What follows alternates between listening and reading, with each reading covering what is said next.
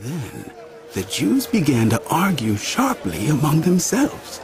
How can this man give us his flesh to eat?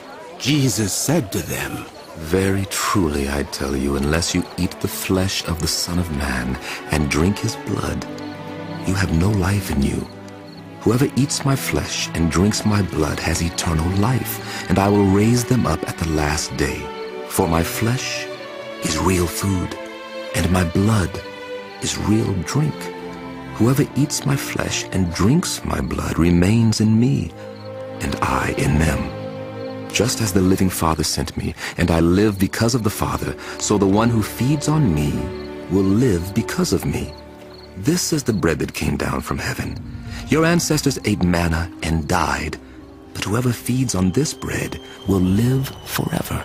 He said this while teaching in the synagogue in Capernaum.